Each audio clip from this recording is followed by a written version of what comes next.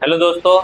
आज हम लोग बात करते हैं विश्व के कुछ शक्तिशाली देश तथा उसके कुछ इंपॉर्टेंट फाइटर जेट्स। सबसे पहले हम लोग बात करते हैं यूएसए यानी यूनाइटेड स्टेट ऑफ अमेरिका की।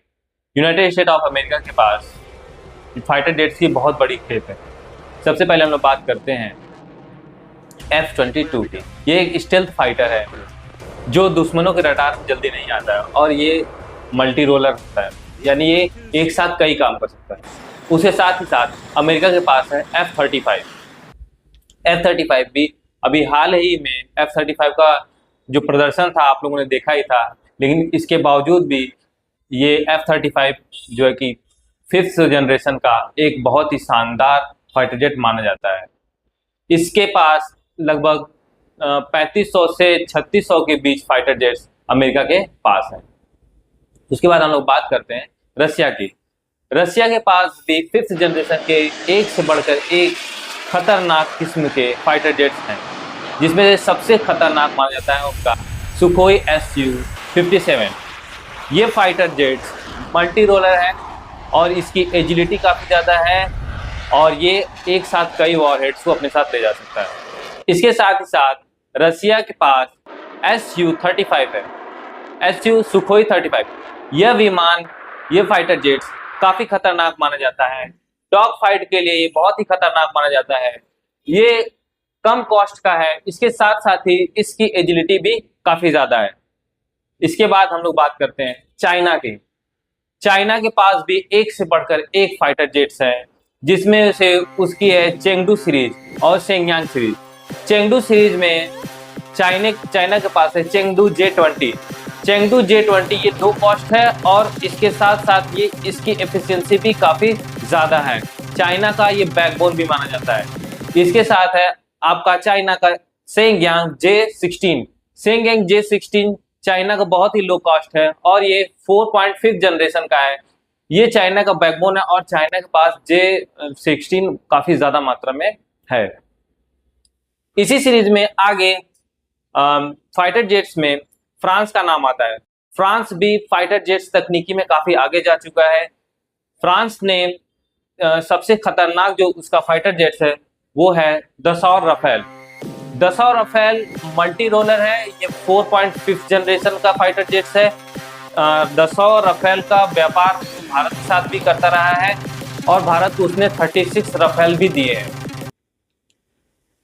इसकी खासियत ये है राफेल की कि ये न्यूक्लियर वॉरहेड में बहुत ही खतरनाक माना जाता है। ये न्यूक्लियर वॉरहेड को ले जाने में सक्षम है, साथ ही साथ ये मल्टी रोलर भी है। राफेल के अलावा उसके पास यूरोफाइटर भी है। यूरोफाइटर इसका बैकबोन माना जाता है। फ्रांस इसका जो है कि इसका प्रोडक्शन भी बढ़ा रहा है। और इसके साथ साथ बात करते हैं पाकिस्तान की। पाकिस्तान यूं तो बहुत ही गरीब देश माना जाता है, लेकिन अमेरिका और चाइना के सपोर्ट से पाकिस्तान ने भी अपने पास कुछ अच्छे 4th जनरेशन के फाइटर जेट्स इकट्ठा किए हुए हैं, जिसमें से उसके पास अमेरिका द्वारा दिया गया F-16 है, जो अभी हाल ही में भारत और पाकिस्तान के युद्ध के दौरान उसका इस्तेमाल किया गया। ये 4th जनरेशन का है और ये डॉग फाइट में काफ़ी खतरनाक माना जाता है। इसके साथ ही साथ चाइना द्वारा दिया गया JF-16 थंडर, ये वैसे तो पाकिस्तान और चाइना के साथ आपसी सहयोग से मिलकर बनाया गया है। इसमें यह लो कॉस्ट है और इसका वेट भी काफ़ी कम होता है। तो अब बात करते हैं अपने भारत की। भारत के पास किस तरीके के खतरनाक फाइटर जेट्स हैं। भारत के पास यूं तो भारत रशिया के सहयोग से सुखोई और मिग जैसे खतरनाक फाइटर जेट्स का इस्तेमाल करता चला आ रहा है काफ़ी लंबे समय से।